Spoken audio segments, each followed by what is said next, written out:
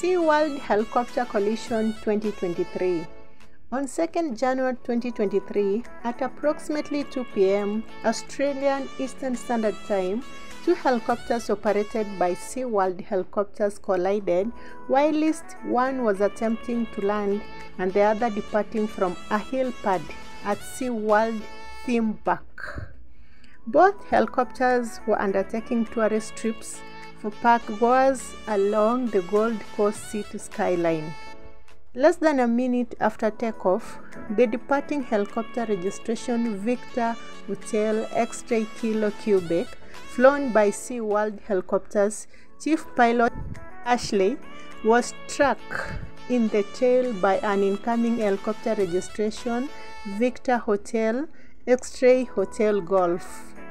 This resulted in the departing helicopter's main rotor, blades and gearbox separating, causing the helicopter to crash on a sandbar, killing 4 on board, including the pilot, and leaving 3 in critical condition. The arriving helicopter was able to stabilize itself after the collision and safely landed on the same sandbar with damage to the cockpit glass. All 6 on board survived without critical injury, with 5 of the 6 survivors on the arriving helicopters suffering glass shrapnel wounds. Many members of the public witnessed the collision, with beachgoers, boaters, and nearby police attending the scene to provide first aid and free injured passengers from the helicopter. All 9 survivors were taken to hospital for further treatment, one of whom was transported to Queensland Children's Hospital. The 3 critical injured survivors were on the departing helicopter and included a 33-year-old lady and a 9-year-old son, as well as a 10-year-old child.